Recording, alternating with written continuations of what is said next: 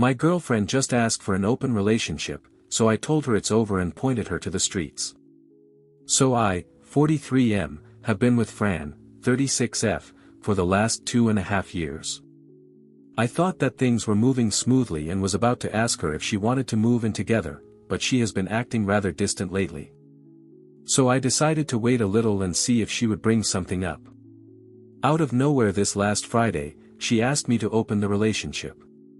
She gave me her big speech, and when she finished her presentation, I asked her if she already had someone in mind, because it's not like we decide today and are basically going out with other people tomorrow. I tricked her into telling me what I already knew, and yes, she already has someone in mind.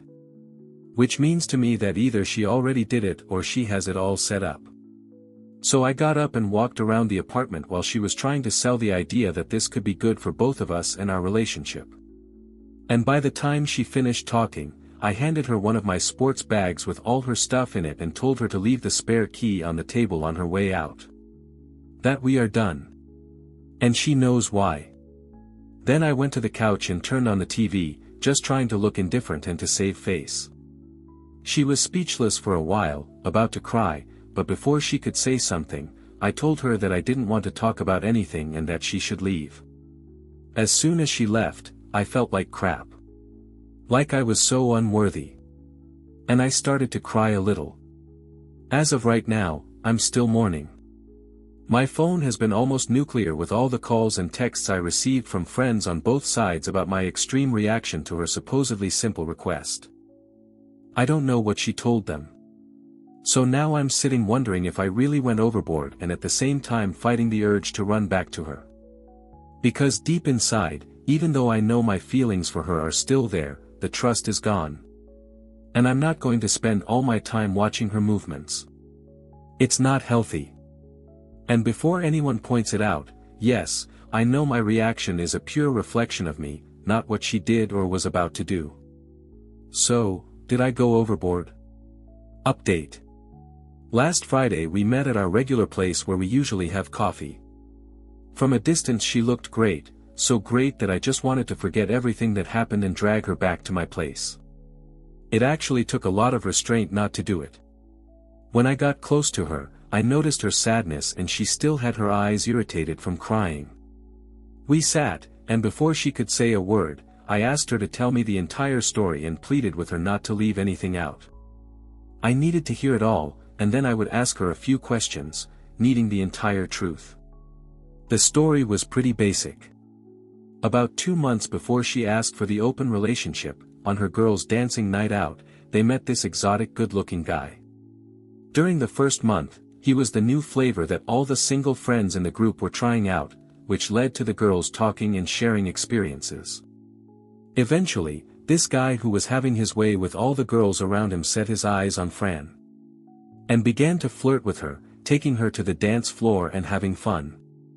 Well, here is where she should have stopped things, because we had an agreement about dancing nights. She was supposed to stay away from any guys that made a move on her. Because, let's face it, we guys are always looking for something more, and it's pretty rare that a guy only wants to dance. Anyway, because of the excitement, she went for it. She enjoyed the attention of this guy and had a great time dancing. Looking at the timeline, this was around the time I noticed that Fran was becoming distant. Moving forward a few weeks, her friends were sharing more intimate stories about this guy, and it got into her mind. She found herself fantasizing about being with him, and he was trying to make a move on her too. But from what she told me, she didn't go for it, because she was with me. Drinks and drunken friends are bad counselors. And once the idea of opening the relationship came out, they spent over 2 weeks chatting about how to convince me. They believed that because, a long time ago, I had three-way intimacy and also swung a little, I should be okay with the idea of opening the relationship. However, three-way intimacy and swinging are things you do as a couple, out of pure excitement. At least for me, it was something I did a long time ago, in my early 20s. All this led to the day she asked me to open the relationship. She told me that she and her friends never thought I would actually end the relationship over it. They assumed the worst-case scenario would be me getting angry and just saying no, so in their minds, it shouldn't have been a big deal to ask. I interrupt her and tell her that she should know better. We were together for over 2 years, and I always shared my thoughts about everything with her. For context, maybe about a year ago, we had a couple of friends in a similar situation. For about a month, that was the main discussion in our group of friends. Every time it was brought up, I said that if one person in a committed relationship wants to be with other people, then that person should just break up and leave. Anyway, I explained to her that I didn't break up with her because of the question, I did it because there was already a guy. So for me, that was a major trust issue. If this concern had arisen naturally, maybe we could have worked it out. In the worst case scenario, perhaps we could have found an alternative. But the way things were, it was a red flag for me. We went around the topic for a while, and then I began to question her. Basically, I asked if she was intimate with him at some point. She said she wasn't. If she developed some feelings for him, she didn't. And lastly, if she had seen this guy again, and that was also a no.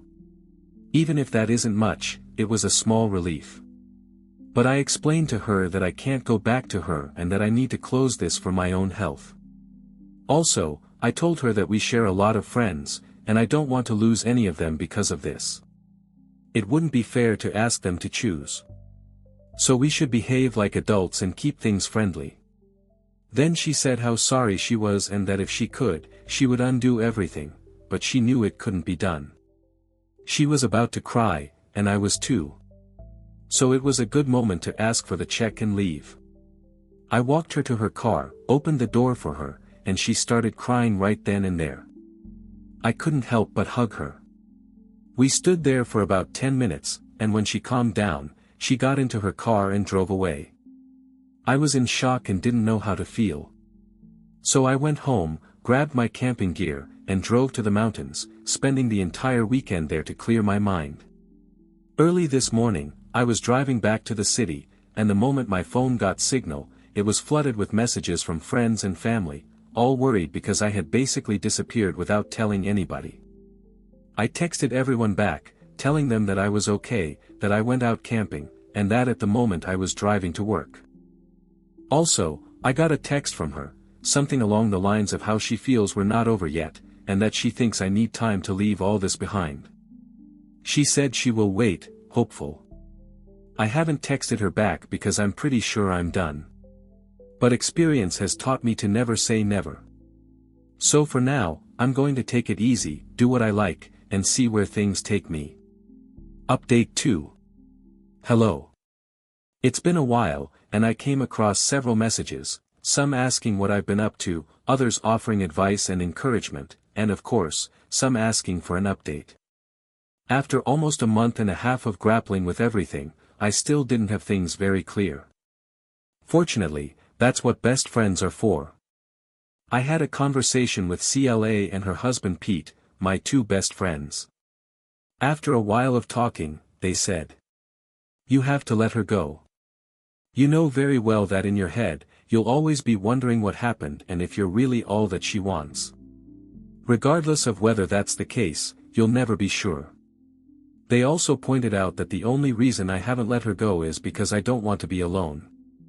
And to be very honest, all of that is true. I gave the situation a couple more thoughts that week and then went to talk to Fran. I simply told her that clearly, at this moment in life, we want different things, and it's better for each of us to continue on our own way, without resentment or bad feelings.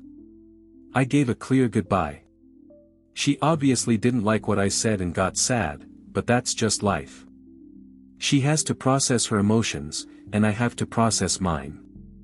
I was in an emotional low for a while and focused on work, but things have slowly improved. No, I'm not seeing anyone, and I have no intentions of doing so anytime soon. I think it's a good opportunity to behave like an immature 15-year-old in the body of a 43-year-old, play video games, go camping, and be the envy of all my friends whose wives or partners don't let them go out to play. So that's all. Thanks, everyone. Like and follow Reactionary Realms for more.